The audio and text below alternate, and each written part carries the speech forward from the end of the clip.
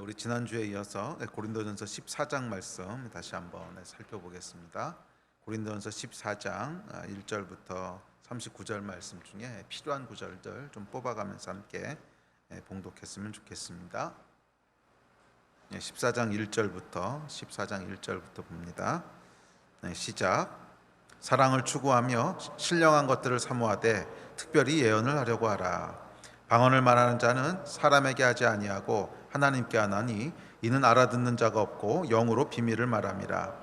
그러나 예언하는 자는 사람에게 말하여 덕을 세우며 권면하며 위로하는 것이요 방언을 말하는 자는 자기의 덕을 세우고 예언하는 자는 교회의 덕을 세우나니 나는 너희가 다 방언 말하기를 원하나 특별히 예언하기를 원하노라.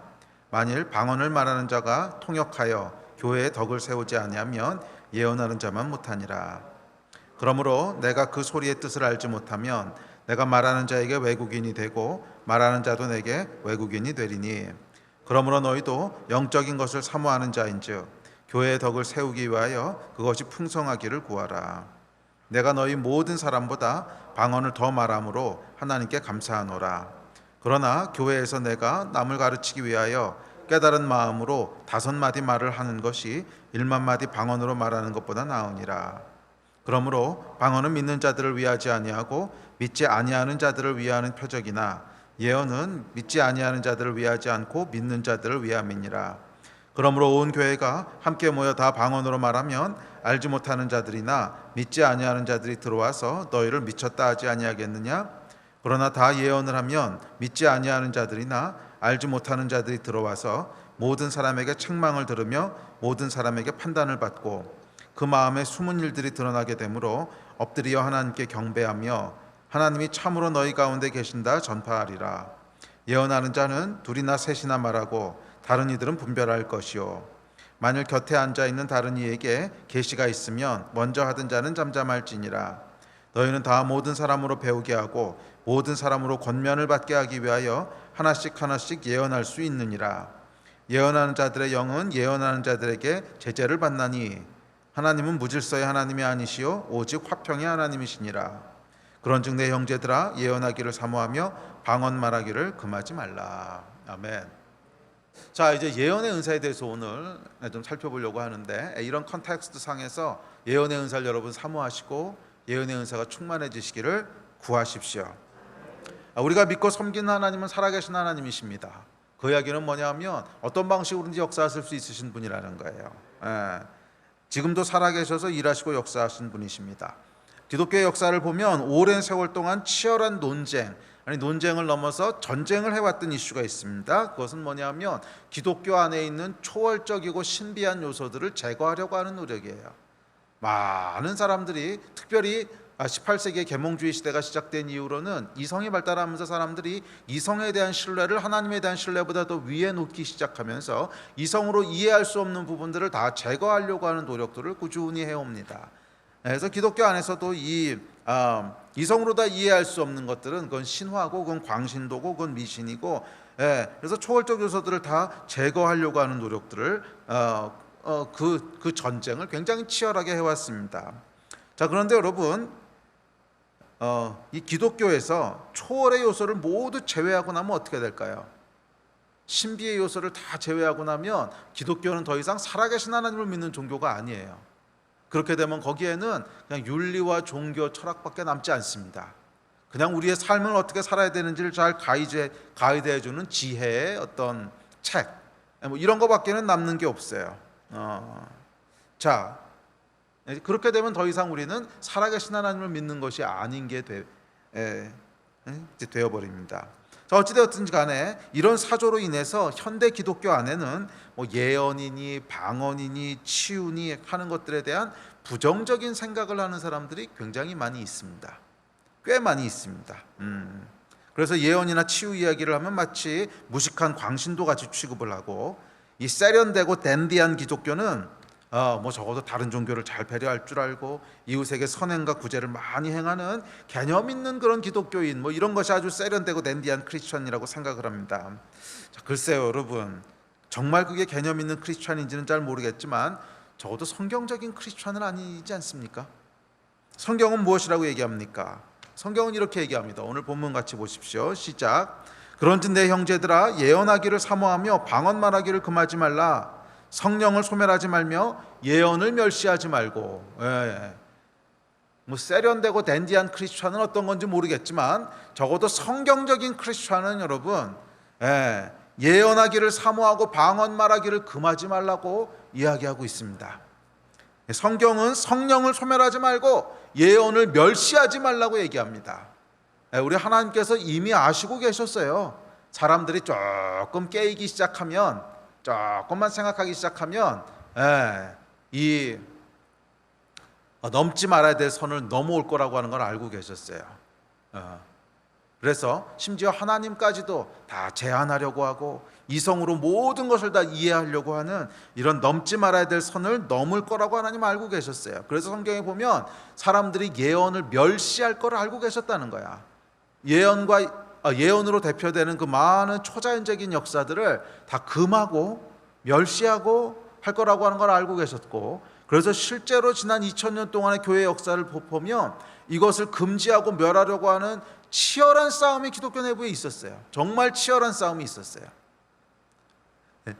그럼에도 불구하고 이 초자연적인 역사가 멸해지지 않고 금해지지 않은 이유가 있습니다. 뭔지 아십니까?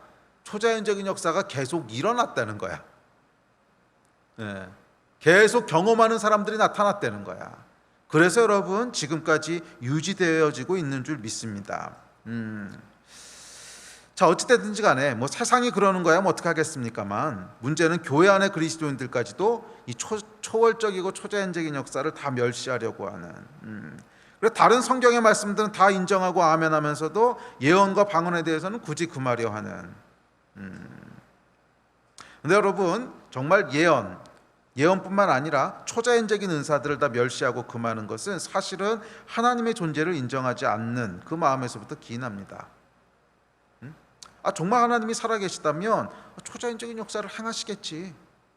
정말 살아계시다면 우리가 제한된 방식으로만 역사해야 될 이유가 뭐가 있어요?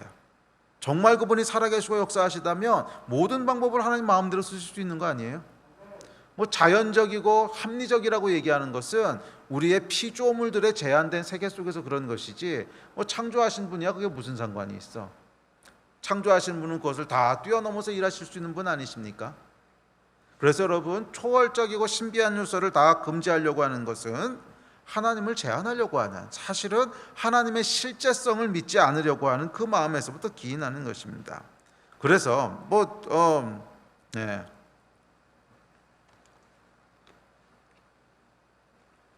자, 그래서 성경이 얘기합니다. 성령을 소멸하지 말고 예언을 멸시하지 말라.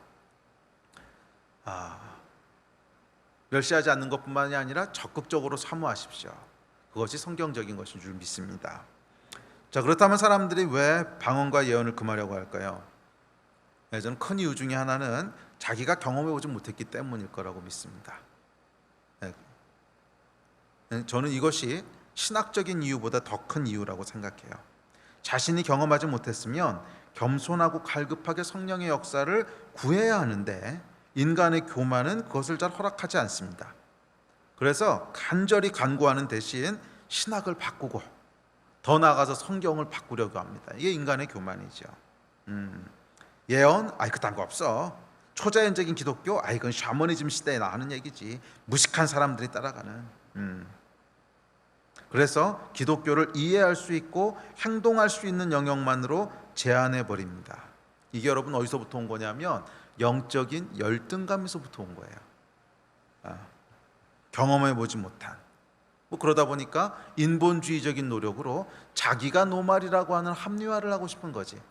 이게 그냥 노말한 크리스천이티야. 합리화를 하고 싶은 그 교만에서부터 온 거 아니겠습니까? 그래서 여러분 이런 은사들을 경험한 사람치고 은사가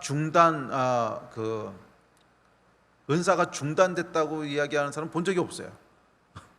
은사를 경험한 사람치고 은사는 종결됐어 이렇게 얘기하는 사람은 한 명도 본 적이 없어요. 은사 종결론을 주장하는 사람은 한결같이 은사를 경험 못한 사람들이야. 그렇죠? 저는 이것이 더 이제 근본적인 문제는 경험의 문제라고 믿습니다. 저와 여러분 가운데 이 하나님의 은사가 더 많이 경험됐으면 좋겠어요. 왜냐하면 성경적이니까, 성경이 그러라고 했으니까. 더 많은 성령의 은사들이 경험되어지고 이 은사를 통해서 하나님이 저와 여러분 가운데 하나님의 역사들을 더 크게 해나가시게 되기를 주의 이름으로 축복합니다. 자, 예언에 대한 것을 시작해 봅시다. 자, 예언도 그렇고 방언도 그렇고 모든 초자연적인 은사는 마찬가지인데 이 은사의 기초는 뭐냐면 영적인 실체에 대한 믿음입니다. 하나님은 살아계시고 그래서 어떤 방식으로든지 말씀하실 수 있어. 이것을 믿어야 은사가 나와요. 믿지 않으면, 아까도 얘기했지만 경험 못한 사람들의 공통적인 특징이 뭐냐면 신학적으로 이 가능성을 다 블락시켜버려. 신학적으로 이 가능성을 다 블락시켜버려요. 절대로 은사는 요즘 나타날 수 없어. 초자연적인 역사는 옛날에 일어나고 지금은 없어. 이렇게 블락을 시켜버리면 믿지 않겠지요. 그럼 거긴 아무 역사도 안 일어나요. 그래서 이 은사를 경험하기 위한 가장 중요한 조건은 믿는 거예요. 지금도 하나님이 역사하셔. 사도행전에만 역사하신 분이 아니라 지금도 똑같이 역사하셔. 사도 바울에게만 역사하신 분이 아니라 나에게도 하나님 역사하셔. 이 믿음이 있어야 돼요. 이 믿음에서부터 시작하는 거예요. 여러분은 믿으십니까? 성령께서 역사하실 수 있다는 걸 믿으십니까? 오늘 각 가정 가운데 성령이 찾아가셔서 임하실 것을 믿으십니까? 믿으시면 아멘 하십시오. 각 가정마다 성령께서 찾아가셔서 초자연적이고 초월적인 하나님의 은혜를 베푸실 것을 믿으십니까? 이 믿음에서부터 은사가 시작되는 거예요. 또한 두 번째 믿으셔야 될 것은 예언은 예언뿐만 아니라 다른 모든 은사가 마찬가지인데 예언은 특별한 사람만을 위한 은사가 아니라 누구나 할 수 있는 은사라고 하는 걸 믿으셔야 돼요. 바울이나 베드로에게만 있었던 것이 아니라 이사야와 에레미야에게만 있었던 것이 아니라 모든 사람에게 하나님께서 주신 은사라고 하는 것을 믿으셔야 돼요. 오늘 읽으신 본문에 보면 1장에서 이렇게 시작을 합니다. 시작. 사랑을 추구하며 신령한 것을 사모하되 특별히 예언을 하려고 하라. 사랑이 모든 사람이 해야 될 일인 것처럼 예언도 모든 사람이 할 수 있는 일이라는 거야. 사랑이 특별한 사람만 해야 되는 일이 아닌 것처럼 예언도 특별한 사람만 해야 되는 일이 아니라는 거예요. 치유도 특별한 사람만 해야 되는 일이 아니라는 거예요. 은사는 모든 그리스도인들에게 하나님께서 필요에 따라서 나눠주신 거예요. 이 믿음 위에서 여러분 시작하십시오. 오늘 여러분에게도 하나님께서 은사를 주실 것을 믿으십니까? 아멘. 그 믿음에서 시작하는 것입니다. 자, 그래서 예언이 어떤 것이고 예언에서 조심해야 될 것이 무엇이고 이런 걸 살펴보는 것도 중요하지만 그것보다 더 중요한 것은 예언의 은사가 우리 가운데 주어지는 것 아닙니까? 경험되어지는 것 아닙니까? 경험되어져야 어떻게 사용할지를 준비하는 것이 의미가 있죠. 경험도 안 되는 것을 공부해봐야 뭐 하겠습니까? 저와 여러분 가운데 이 은사들이 다 풀어지고 다 경험되어질 것을 믿음으로 아멘 하시기 바랍니다. 자, 그렇다면 이제 예언에 대한 내용을 조금 더 구체적으로 살펴봅시다. 4절이 이렇게 얘기합니다. 시작. 방언을 말하는 자는 자기의 덕을 세우고 예언하는 자는 교회의 덕을 세우나니. 자, 지난주에도 얘기했지만 예언은 교회를 덕을 세운다고 하는 건 오이코도메오. 그래서 쓰러진 것을 일으켜 세우고 약한 것을 강하게 하고 흩어져 있던 것을 하나는 모으고, 그게 오이코도메오입니다. 교회를 그렇게 하는 거라는 거예요. 그러니까 이 예언을 통해서 교회에 연약했던 점들이 튼튼해지고 교회에 흩어졌던 것들이 하나로 모아지고 없던 것들이 새로 세워지고, 이것이 여러분 예언의 그 기능인 줄 믿습니다. 그러니까 분열되었던 공동체가 다시 하나가 되고 이런 것들이 이제 예언이라는 거예요. 그래서 이 예언의 은사는 사용하면 할수록 교회가 더 세워져 가고 건강해져 가고 튼튼해지게 됩니다. 그래서 반대로 예언의 은사를 막 교회 안에서 사용했더니 교회가 혼란스러워지고 갈라지고 깨졌더라. 그런 거 예언의 은사가 아닌 거야. 예언의 은사는 반드시 무엇을 위한 은사냐면 교회를 세우는 은사예요. 그래서 교회가 더 하나가 되고 교회가 더 한마음이 되고 교회가 더 성숙해지고 교회가 더 강력해지고 교회 안에 없던 것들이 세워지고 이렇게 돼야 정상적인 거예요. 그렇지 않다면 그것은 예언의 은사가 아닙니다. 이 한국 교회는 여러분 전통적으로 예언의 은사에 대한 상처가 있습니다. 그래서 교회가요, 특별히 한국은 방언의 은사에 대해서는 아주 관대한데 유독 예언의 은사에 대해서는 아주 예민합니다. 이 상처가 있어서 그래요. 제가 어렸을 때만 해도 한국 교회 70년대 80년대에 예언의 은사가 엄청나게 풀어졌었습니다. 기억이 나요, 아직도. 제가 순복음교회를 다녔던 것도 아니고 저는 장로교 통합 측을 다녔던 전통적인 교회에 속해 있던 사람이었는데, 그럼에도 불구하고 모든 교회들마다 신령한 권사님들이 다 계셨어요. 이 신령한 권사님들이 집집마다 돌아다니면서 기도해주고 기도해주면 병이 낫고 하여간 온갖 은사들이 다 나타났어요. 그래서 저희 집에도 교회에서 이제 신방 오신다고 하면 이제 권사님들 몇 분 오셔가지고 기도하다 보면 그냥 자연스럽게 예언이 나옵니다. 뭐 예언 기도하려고 온 것도 아니야. 그냥 와서 신방 와서 예배 드립시다. 그래서 막 찬송가 부르고 그다음에 기도합시다. 성경 읽고 기도하기 시작하면 막 예언의 말씀이 줄줄줄줄 나오세요. 그래서 성경 말씀을 이렇게 주시기도 하고 어떨 땐 막 예언해 주시기도 하고 그러다 보면 막 치유도 일어나고 뭐 이게 여러분 그냥 아주 자연스럽게 일어났어요. 이게 이제 70년대 80년대에 있었던 현상입니다. 그래서 그러니까 어느 한두 군데서 일어난 게 아니고 거의 한국 교회에 이게 편만하게 일어났던 은사 중에 하나였어요. 이 은사 운동 중에. 그런데 그렇게 하다가 실수들을 하신 거예요. 이 예언의 부작용들이 나타나기 시작합니다. 성경에서 따르라고 했던 예언의 해야 되는 방식들을 많이 무시합니다. 그러니까 절대로 개인적인 예언하지 말고 분별을 반드시 해야 되고 질서를 따라서 해야 되고 그리고 긍정적으로 해야 되고 뭐 이런 여러 가지 예언의 원칙들이 있는데 이것들을 다 무시하시고요. 어떨 때 막 화를 내시기도 하시고 어떨 땐 꾸짖기도 하시고 어떨 땐 막 저도 비슷한 예언을 하시는 분도 있고 그러다가 이제 목사님이 그건 예언이 아니니까 하지 마십시오 그랬더니 목사님께 저주를 하고 그러다 교회에서 쫓겨나죠. 그럼 쫓겨나면 어떻게 됩니까? 기도원에 올라가서 기도원을 세우십니다. 그래서 신령한 기도원을 세우셔서 그 기도원 운동하시면서 그것에 또 사람들이 모여요. 예언한다 그러니까 그게 예나 지금이나 하여간 쪽집게들을 많이 찾아가지 않습니까? 그러니까 뭐 불안한 게 있으면 이제 가서 물어보는 거죠. 이겁니까 저겁니까 뭐 사업을 해야 됩니까 말아야 됩니까 투자를 해야 됩니까 말아야 됩니까 이 물어보고 싶으니까 인간이 그 사실 하나님께 물어봐야 되는 거거든요. 그러니까 하나님께 물어봐야지 왜 그거를 다른 사람한테 물어봅니까? 그러니까 하나님으로부터 응답 받으셔야 돼 다. 자 그런데 그런 부작용들 때문에 하여간 뭐 기도원이 생기면서 교회 안에 아주 많은 문제를 일으키고 그 시간이 오래 지나고 나서 보니까 많은 기도원들이 이단으로 빠져서 이상한 짓들을 하고 있고 뭐 이런 것들을 보면서 한국 교회 안에 예언이라고 하는 거는 이건 위험한 거구나. 예언이라고 하는 건 허락하면 안 되는구나. 이런 이제 뭐 기본적인 이제 부정적인 생각들이 형성되게 됩니다. 그래서 오늘날 우리가 예언의 은사에 대해서 이야기하고 예언의 은사를 사용할 때는 굉장히 조심스럽게 접근해야 됩니다. 조심스럽다고 하는 것은 뭐냐면 철저히 성경적으로 해야 된다는 거예요. 철저히 성경적으로 함부로 막 사용하면 되는 게 아니라는 거예요. 은사는 무기이기 때문에 이 무기를 함부로 사용하게 되면 사람이 다칩니다. 사과를 깎는 칼은 뭐 사과 깎을 때는 아주 유용하게 쓰이는 거지만 함부로 막 휘두르게 되면 옆 사람이 다치듯이 은사라고 하는 게 그런 거예요. 예언은 특별히 그렇습니다.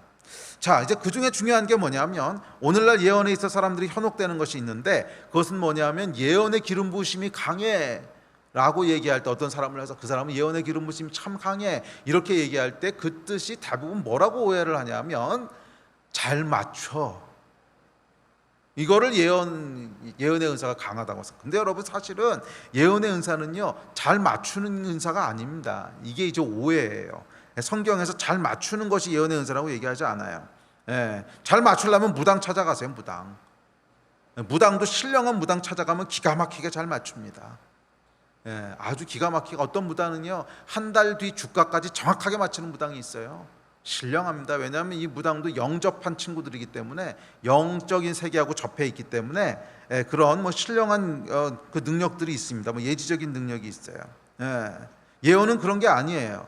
예언의 목적은 잘 맞느냐가 아닙니다. 아무리 정확하게 맞았어도 그 예언으로 인해 사람들이 상처를 받거나 아무리 정확하게 맞았어도 그 예언 때문에 교회가 깨졌다. 그럼 예언이 아닌 거지. 예언은 교회를 세우는 거라고 했는데 잘 맞춰서 교회를 깼어. 그런 거 예언이 아닌 거예요. 물론 어떤 경우에는 교회가 예언을 받아들일 만큼 성숙하지 못해서 그럴 수도 있어요. 그런데 진짜로 교회가 예언을 받아들이지 못할 만큼 성숙하지 못했으면 그 안에서 예언을 안 해야 되는 거야. 그게 성경적인 원리예요. 이해가 되십니까? 우리 목사님이 예언에 대해서 그게 아직 열려 계시지 않았어. 그러면 하지 않는 게 성경적인 원리야. 왜냐하면 하면 교회가 깨지거든. 예언은 교회를 세우는 것이지 교회를 깨는 게 아니거든. 근데 이것들을 이제 무시하고 그냥 능력만 추구하는 거예요. 능력만. 누가 잘 맞추냐. 잘 맞춰서 어쩌겠다고. 그렇게 잘 맞추면은 그렇게 잘 맞추면 돗자리 깔어. 그거 아무 상관없는 거예요. 예언은 잘 맞추는 거랑 상관없어. 교회 세우신 권위자가 예언에 대해 닫혀 있고 허락하지 않는다면 예언하지 않는 게 성경이에요. 그 목사님이 아직 문제가 있어. 맞아, 목사님이 문제가 있을 수도 있어. 그러나 목사의 문제든 예언하는 사람의 문제든 하여간 교회가 깨지고 망가지면 목사만 상처 입습니까? 아니, 그 교회에 있는 사람 다 같이 상처 입는 거예요. 예. 하나님께서는 그렇게 일하시지 않으세요. 만약 예언하려는 사람이 교회 리더십의 제지로 인해서 예언할 수 없다면 그 예언하려는 사람은 하면 안 돼요. 아니면 자기가 따로 가서 목회를 하든지 뭐 그렇게 해야지. 질서를 절대로 벗어나면 안 돼요. 예. 그래서 오늘 읽었던 39절도 질서 안에 살아 그러잖아요. 질서 안에서. 예. 하나님은 무질서의 하나님이 아니시오 오직 화평의 하나님이시니라. 질서, 질서 안에서 하셔야 됩니다. 실제로 있었던 일인데요. 조그만 공동체 안에서 이제 리더하고 예언하는 분하고 충돌이 난 적이 있었어요. 아주 심하게 충돌이 나가지고 둘이 계속 부딪혔습니다. 그래서 예언자가 뭐라고 계속 예언하는 분이 예언을 하는데 이 리더의 의견하고는 계속 부딪혔어요.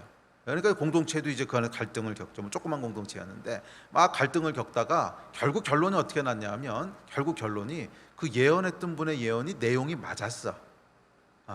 내용이 맞았어요.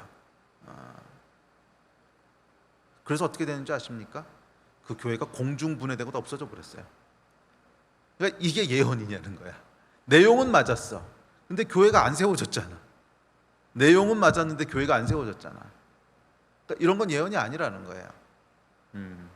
이런 건 예언이 아니라는 거예요. 예언은 교회를 세우는 것입니다. 예언은 공동체를 세우는 거예요. 예언은 사람을 세우는 거예요. 그게 예언인 줄 믿습니다.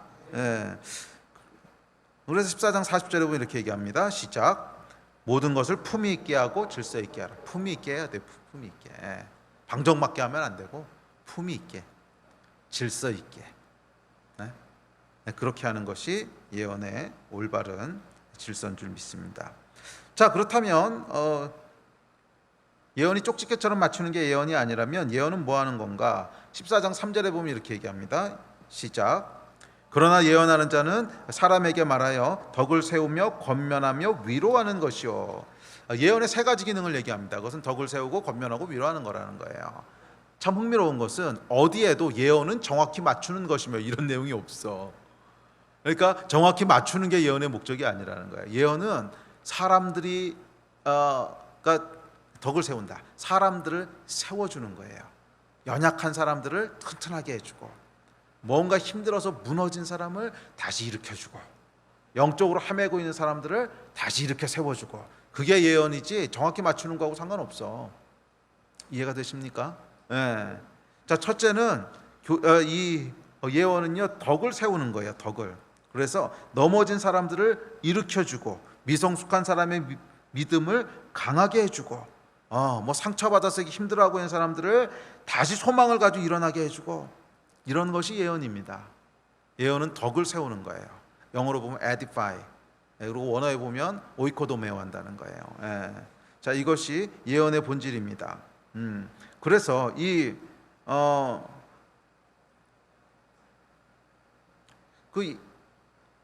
오래전 일이긴 한데, 제가 어떤 집회를 이제 인도하러 갔다가 저희 교회는 아니고 어떤 집회를 인도하러 갔다가 집회 끝나고 나서 이제 어떤 자매가 기도해 달라고 찾아왔어요. 그런데 이 자매가 자기 친구를 데리고 왔는데 친구는 안 믿는 사람이야. 친구는 안 믿는 사람이고, 나중에 들어보니까 뭐 우울증에 뭐 자살 충동에 모든 걸 다 가지고 있는 사람이야.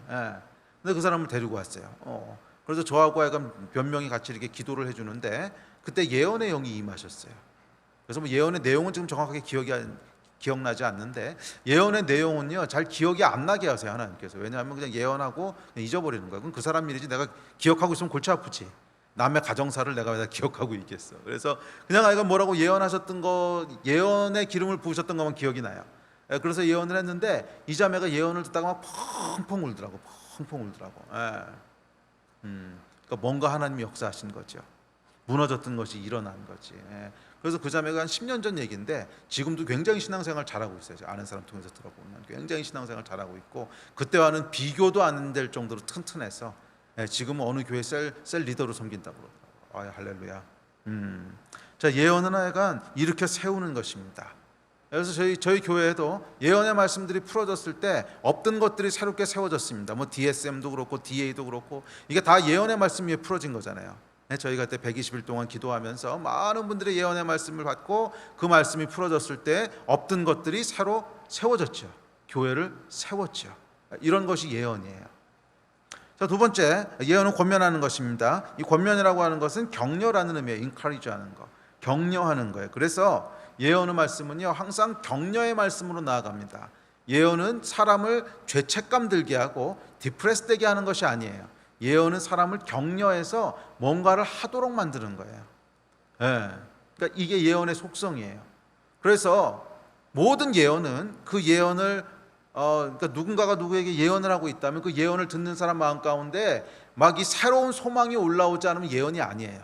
막 새로운 소망이 올라오면서 맞아, 나도 이거 해보고 싶어, 이렇게 돼야지 예언이지.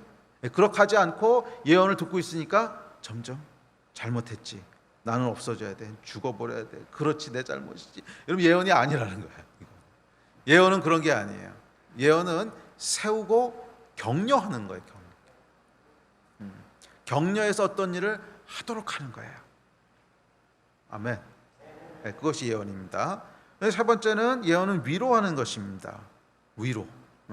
그래서 예언은요, 꼭 말이 아니라도 괜찮아요. 정말 큰 슬픔 가운데 있는 지체가 있을 때 하나님의 사랑을 가지고 꼭 안아줬다. 훌륭한 예언이야, 훌륭한 예언. 그걸 통해서 맞아, 하나님이 나를 이렇게 안고 계시지 하는 격려를 받고 위로를 받고 했으면 큰 예언이라는 거예요. 예언은 여러분 꼭 말로 할 필요 없어요. 하나님을 대언하는 것이 예언이야. 그러니까 예언은 미래 일을 하는 것이 예언이 아니에요.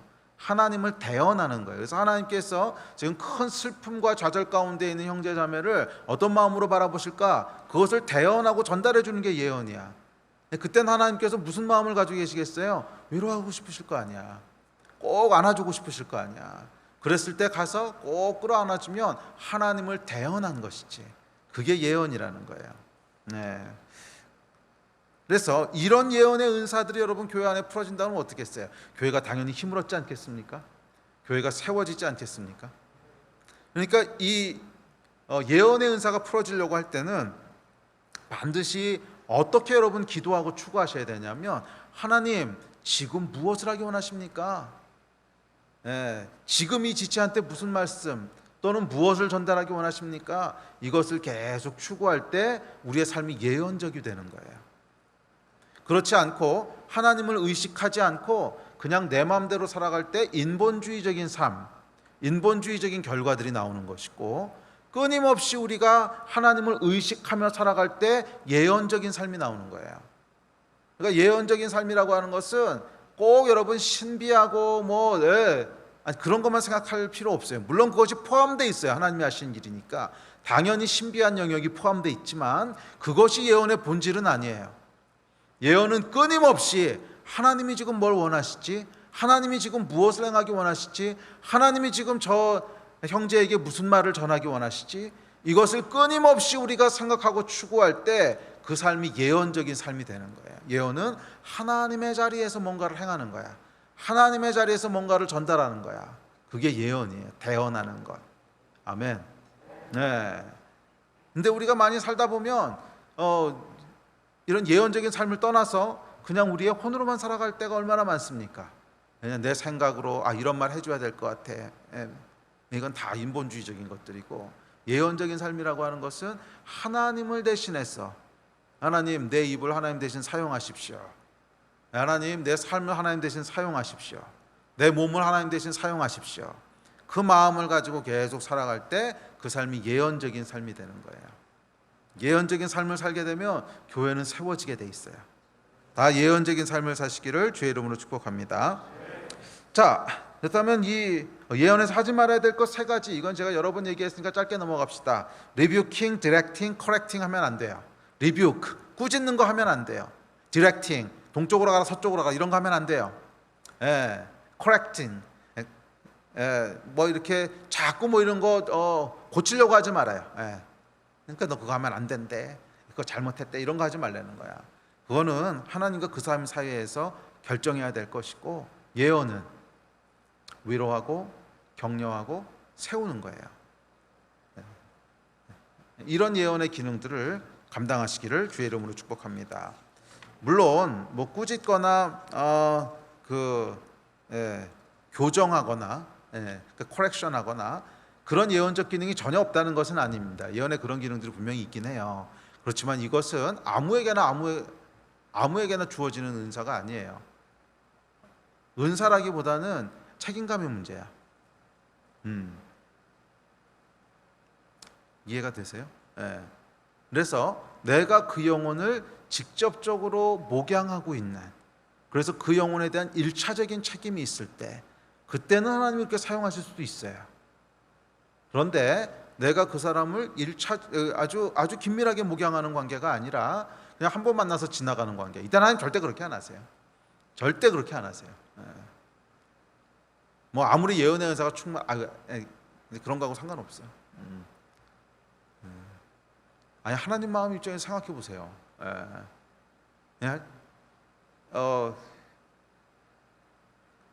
그 예언에 대해서 가르칠 때 제가 늘상 드는 예인데, 예를 들어서 어떤 아버지가 있는데 딸이 아주 사고뭉치야.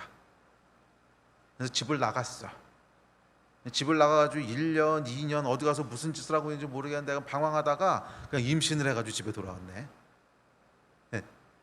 그럼 이 아버지가 어떻게 할까요?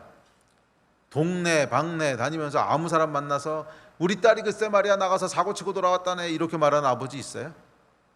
그런 건 아버지가 아니지. 이 아버지는 이 문제를 누군가한테 얘기하긴 할 거예요. 누구? 실제적으로 이 딸을 도와줘야 될 사람. 실제적으로 이 딸을 도와줘야 될 사람한테는 얘기하겠지만 그렇지 않은 사람한테는 절대 얘기 안 할 거예요. 잘 생각해 보세요. 우리 하나님께서 우리 안에 있는 뭐 죄가 될 수도 있고 부정적인 거, 고쳐야 될 거, 야단 맞아야 될 거, 물론 그런 게 있잖아 우리 안에. 근데 그런 걸 아무한테나 얘기하겠어요?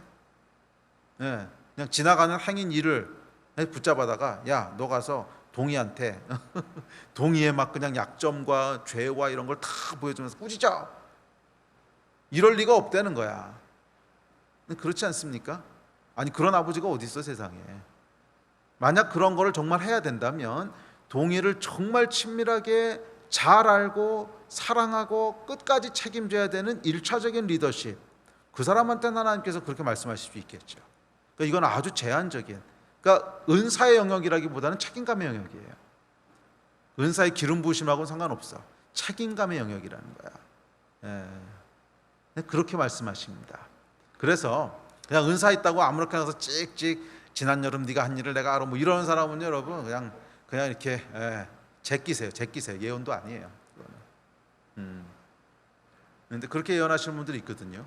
처음 만났는데 뭐 굉장히 무시무시한 예언하시는 분들이 있어요. 저도 뭐 그런 예언을 받아본 적이 있어요. 제가 받으려고 그런 게 아니고 그냥 자기가 와서 했어 저한테. 근데 정말 이렇게 무시무시한 예언들 막 하는 경우 있거든요. 그러면요 그냥 이렇게 제끼셔야 됩니다. 그런데 묶이면 안 돼요. 그냥. 그런 식으로 일하시는 분이 아니세요. 자, 그 다음에 한두 가지만 더 하고 기도합시다. 어쨌거나 예언의 은사를 통해서 사람을 묶으면 안 돼요. 예언은 자유케 하는 것이지 묶는 게 아니에요. 예언은 자유케 하는 것이지 묶는 게 아니에요. 예언을 통해서 사람을 매니플레이트 하면 안 돼요. 조종하려고 그러면 안 돼요. 자기 마음대로. 그럼 절대 안 되고 예언은 그 사람을 하나님 앞에서 가장 자유롭게 풀어줘야 돼요. 그런 것이 예언입니다. 자, 22절부터 25절까지 말씀 같이 잠깐 봅시다. 시작. 그러므로 방언은 믿는 자들을 위하지 아니하고 믿지 아니하는 자들을 위하는 표적이나 예언은 믿지 아니하는 자들을 위하지 않고 믿는 자들을 위함이니라.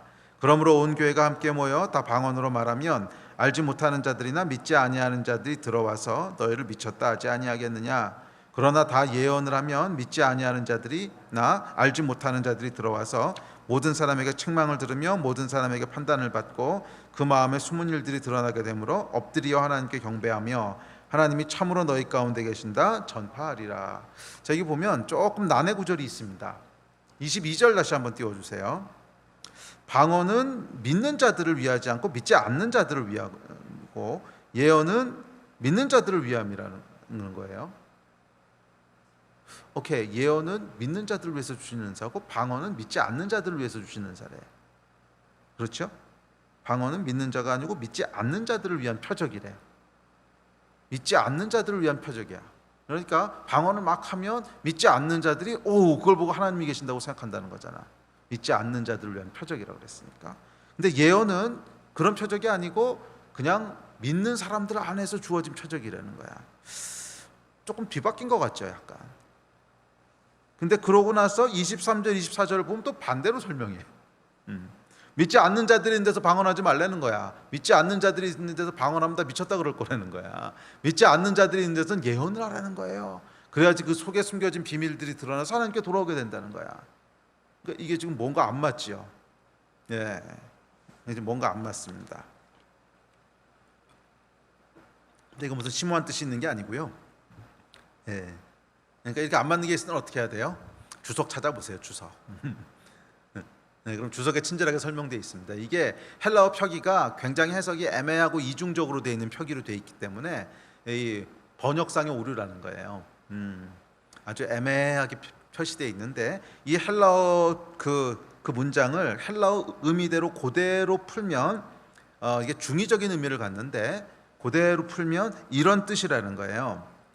그러니까 방언은 믿는 자들을 위하지 않고 믿지 않는 자들을 위한 표적이니라고 하는 헬라어 원어 의미는 방언을 해도 그 결과는 듣는 이들의 불신앙을 고쳐주지 못할 거다 하는 의미로 해석되는 문장이라는 거예요. 그러니까 이게 지금 헬라어로 표현되어 있기 때문에 번역되면서 정확한 의미 전달이 안 되는 거지. 그러니까 다시 바꿔 말하면 방언을 한다고 해서 믿지 않는 자들이 그 불신앙을 바꾸게 되진 않아. 그런 종류의 표적이야, 이런 뜻이라는 거예요. 오히려 예언을 해야지 믿지 않는 자들이 그것을 바꾸게 되는 역사가 일어나. 이런 의미가 헬라어 원어 때문에 지금 복잡하게 잘못 전달된 거예요. 그래서 이것은 그것이 분명한 게 23, 24, 25절 보면 그 설명을 하잖아요. 그러니까 22절 때문에 막 이게 무슨 의미야 그러고 너무 고민하지 마십시오. 그것은 그냥 번역상의 어려움입니다. 오류라기보다는 헬라어하고 한국 언어의 차이에서 그냥 오는 거예요. 자, 그래서 어쨌든지 간에 여기서 지금 주장하고 있는 건 뭐냐면 방언은 믿는 자들을 위한 은사고 예언은 믿지 않는 자들에게도 통용되는 은사라는 거예요. 그래서 방언은 많이 하면은, 그러니까 믿지 않는 사람들이 있을 때는 방언 기도하지 말라는 거예요. 쉽게 얘기하면 믿지 않는 사람들이 있을 때 방언 기도를 하면 어떻게 된다는 거예요? 미쳤다 그런다는 거야. 그렇죠? 예. 그래서 저희가 예를 들어서 노방 전도를 나갔거나 노방 찬양을 한다거나 할 때는 방언 기도하지 말라는 거예요. 믿지 않는 사람들이 와서 미쳤다 그런다는, 그렇게 돼 있잖아요. 온 교회가 모였다 방언으로 말하면 알지 못하는 자들이나 믿지 않은 자들이 들어와서 너희를 미쳤다 하지 아니하겠느냐. 이것은 믿는 사람들끼리 있을 때 해라, 이런 뜻이죠. 방언은 믿는 자들을 위한 은사니까 믿는 사람들끼리 있을 때 해라.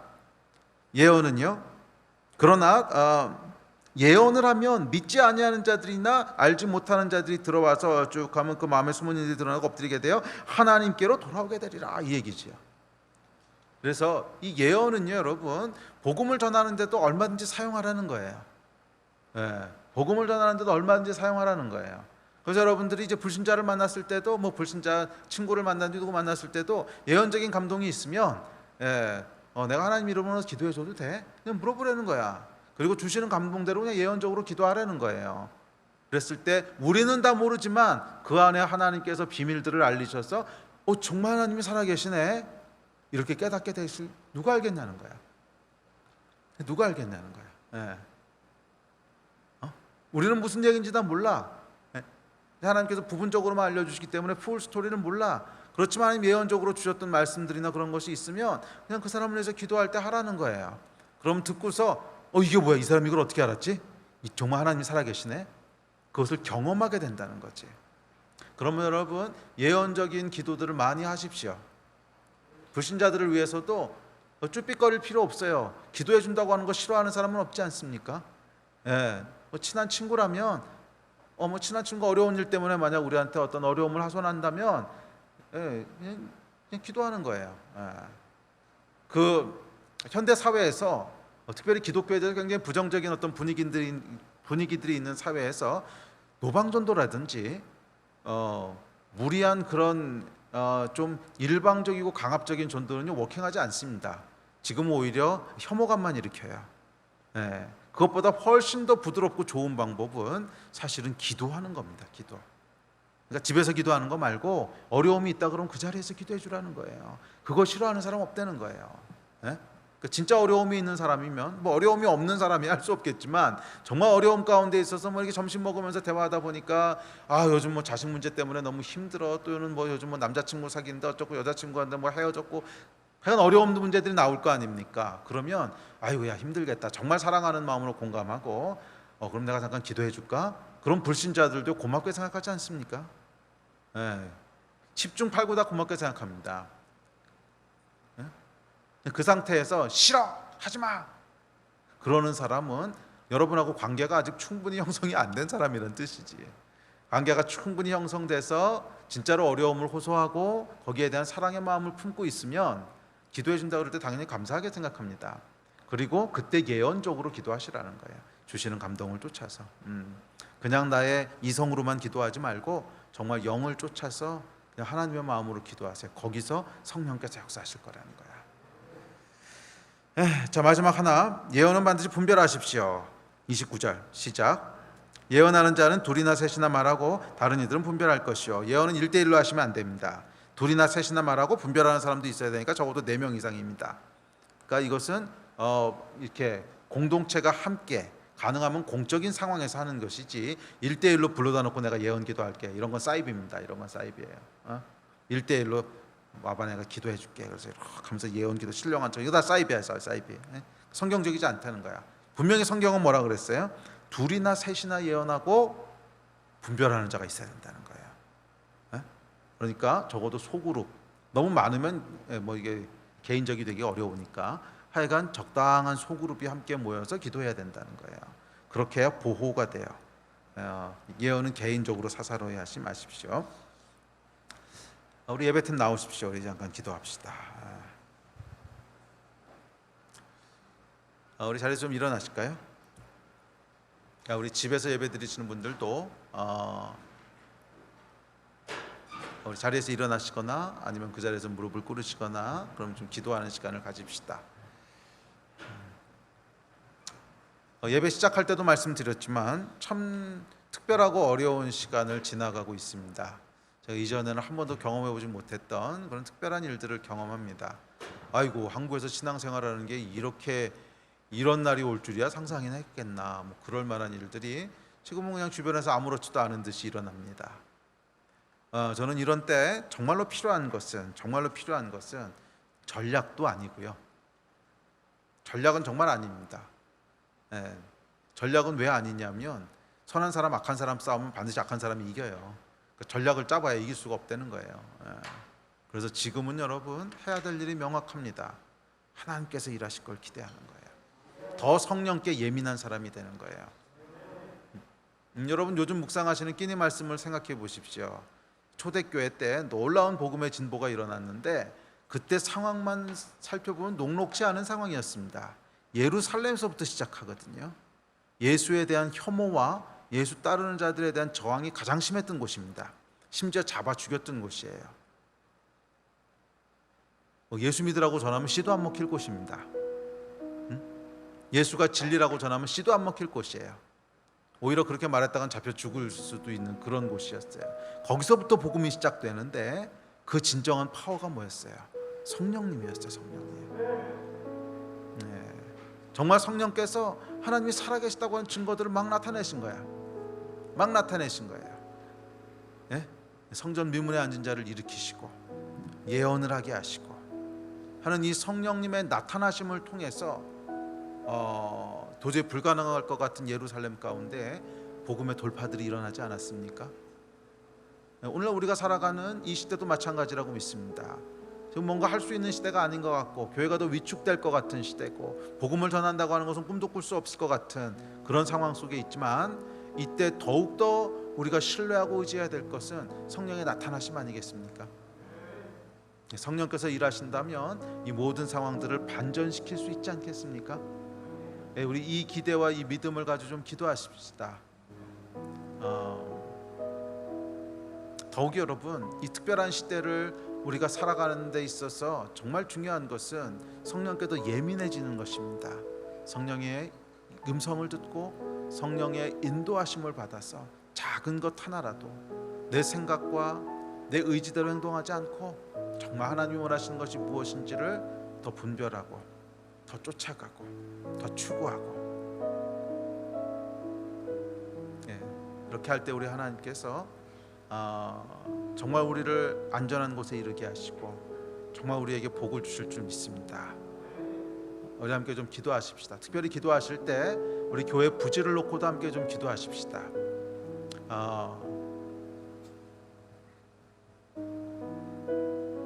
그 며칠 전에는 제가 앉아서 이렇게 기도하다가 좀 멍해졌어요. 그래서 이게 지금 뭐 하고 있는 건가 하는 생각이 들더라고. 이게 상식적으로는 교회 건물을 살 때가 아니에요. 그렇지 않습니까? 지금 뭐 교회에 대해서 난리가 났고 사람들이 어떤 불지를 것 같은 막 그런 위압감 속에 이게 한치 앞을 내다볼 수 없는, 이 교회의 생존을 놓고 막 고민해야 되는 이런 때 무슨 부지를 사고 뭘 사고 이게 도대체 뭐 하는 짓인가, 이게 너무 안 맞는다는 생각이 드는 거예요. 그런데 그때 성령께서 제 안에 말씀하시는 것이 있었어요. 내가 인도하는 거 아니냐, 내가 인도하는 거 아니냐. 우리가 지금 뭐 우리가 하려고 하고 있는 거 아니잖아요. 성령께서 지금까지 인도해 오신 발걸음들을 쭉 우리가 보고 여기까지 온 거 아닙니까?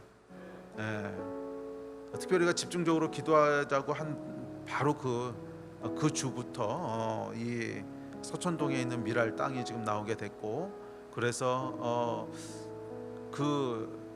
미랄의 이제 원장님께서도 좀 금식하며 기도하고 계세요. 이 땅 문제를 놓고 금식하며 기도하고 계시고, 저희도 이번 주에 금식하며 기도하고. 그래서 어저께 저희가 이제 대충 한 이 정도 값에 저에게 주시면 어떻습니까 하고 이제 의향을 물었는데 뭐 그쪽에서 조금 조율했으면 좋겠다고 또 다시 오퍼를 해오셨어요. 그런데 하여간 뭐 터무니없는 값은 아니에요. 그냥 비슷하게 저희가 예측했던 범주 내에서 이제 오퍼를 해오셨습니다. 그래서 우리 마지막으로 한 번 더 정말 세밀한 하나님의 인도하심을 구해야 될 것 같습니다. 지금은 저희가 대충 한 이 정도면 되지 않을까 하는 범주 내에는 지금 비슷하게 오퍼들을 해오셨어요. 그래서 우리가 한 번 더 정말 세밀한 인도하심을 구하고 또 그곳이 많은 기도가 쌓여 있는 땅이고 저희가 한 번도 생각 안 했던 땅이 갑자기 나타난 거잖아요. 우리가 좀 신기하다는 생각도 들어요. 뭐 3년 넘게 뭐 여기저기 찾아다니면서 이 땅입니까 저 땅입니까 할 때는 전혀 사인이 없다가 마지막으로 계약하려고 하니까 전혀 다른 땅이 나타났는데 저희가 처음부터 기도했던 거랑 너무 비슷한 조건에 뭐 그런 땅들이 지금 나타나서 또 믿음의 유업이 쌓여 있는 땅이거든요. 그곳에서 기독교 교육이 시작된 곳이고 정말 눈물로 기도했던 땅이고 그곳을 통해서 하나님의 나라가 계속 확장되기를 바라는 우리 전에 그곳을 사용했던 분들의 또 믿음의 유업들이 있는 곳이고 그래서 제 안에 이게 참 정말로 기도해야겠다는 마음들이 듭니다. 그리고 우리 하나님께서 아무 의미도 없는 일들을 우리에게 행하게 하시겠습니까?